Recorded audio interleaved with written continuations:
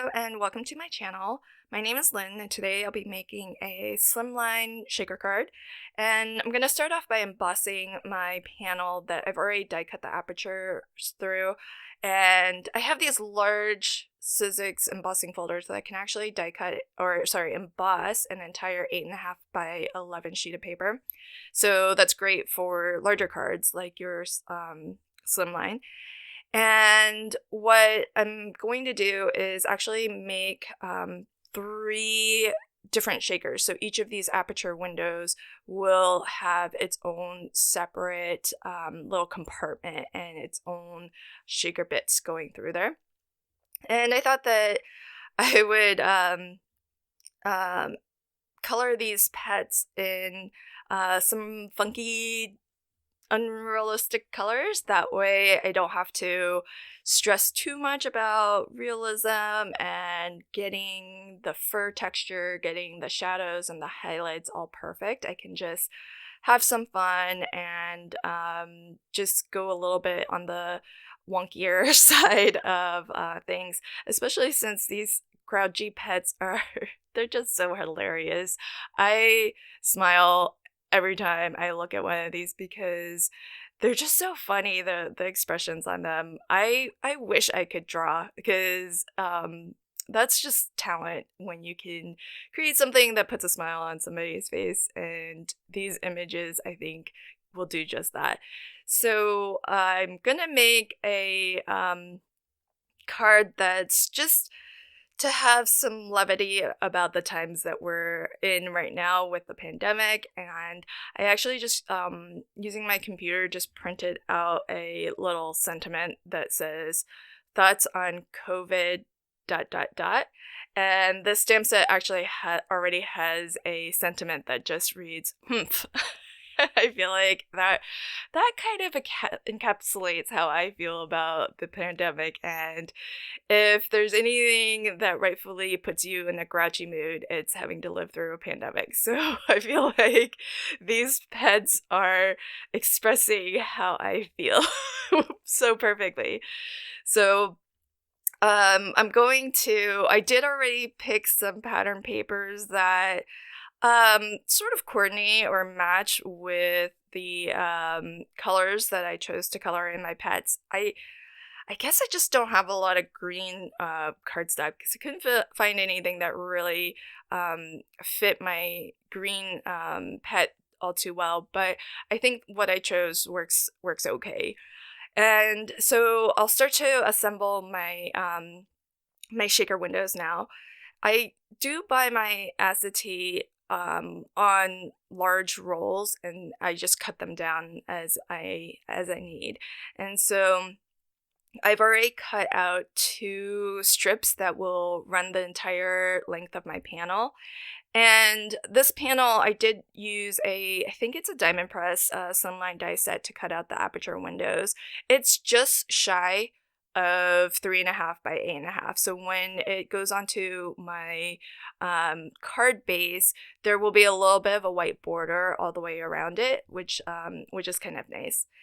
And so I'll go ahead and put down this first layer of acetate.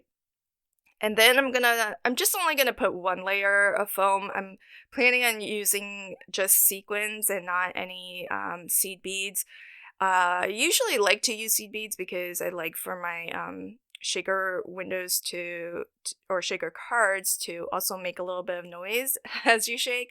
But I'm going to try to keep this one relatively flat so that it's an easy mailer. And as I mentioned, I'm going to have multiple, or maybe I didn't mention it, but I'm gonna actually have multiple shaker wells. So each window will have its own different shaker fill, and all you want to do is just really make sure that your foam has a nice seal all the way around your shaker well, whether you're making 1 or in this case making 3. That way your shaker bits don't escape from their little compartments. And I also don't really have green sequins, so I had to go with a white, but that's the beauty of having white. It goes with everything. So I think that'll be okay. And I prefer to close off my shaker cards with a second layer of acetate. I just think it makes everything a lot easier to work with when I don't have to worry about lining up the background panel perfectly behind the shaker window when the front of the window is upside down. So that's why I just prefer to use another piece of acetate, and because I do buy it on this large roll, I have plenty of it. So I don't mind using a shaker or a second piece of acetate. That way when I go to put on my background panel, in this case these three pieces of pattern paper, I can actually kind of preview it from the front to make sure that I've lined it up the way that I want. And I find this is so much easier for me personally, but I know that it does use extra acetate. However, I will note that I'm using my thin acetate, so this isn't this really sturdy stuff that I use for things like pop-up cards, where you need for your acetate to kind of stand up and even hold the weight of a die cut. So this is just the thin stuff, which tends to be a little bit more cost effective. So now that I've got my shaker window just as its own component here, I'm actually going to go ahead and put that onto my card base first before I compose the rest of my card. I sort of have an idea for where I want all these cute little grouchy pets, and the biggest decision I had to make was the order that I wanted the pets in, and whether I wanted them to match with the shaker window behind, or if I wanted to kind of mix them up a little bit so that the color behind the animal is maybe a coordinating color as opposed to a matching color. But I decided to go with matching colors because I think it's a little bit less busy that way, since I am working with these larger color blocks, and I think it would have looked okay either way, but this is how I kind of preferred it. And then to attach my pets onto my card, I am just going to use some half-inch glue dots. I'm probably being a little bit more liberal with my glue dots than I need to be, but I want to try to get these cutouts to be a little bit more level, and since there's a little bit of a difference in level between the where the acetate is and then the extra layer of cardstock that is framing it, I'm putting the glue dot where this the character overlaps with the acetate, and then I'm going to use liquid adhesive where the character overlaps with the cardstock frame. And hopefully that makes everything a little bit more level, but without having to add a lot more dimension, because as I mentioned, I do want to pop this in the mail to somebody who I know will have a sense of humor about these things. So once I get these characters on, and they are a really good size. I think that's one thing that I really like about them, is they're not so big that it's hard to color. For me, sometimes it's a little bit harder to color larger images.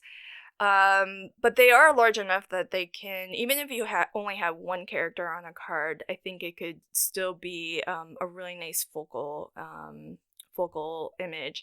And of course, combining the more than one on a larger card just I feel like makes it so much more fun.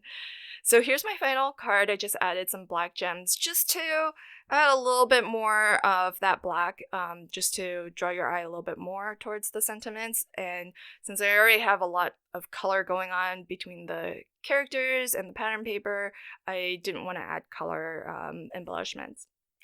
I hope that you enjoyed this card, and if you did, please consider liking, commenting, and sharing. And if you want to catch new videos as I post them, consider subscribing to my channel and ringing the notification bell. Thanks so much, and until next time, happy crafting and have a fantastic day. Bye!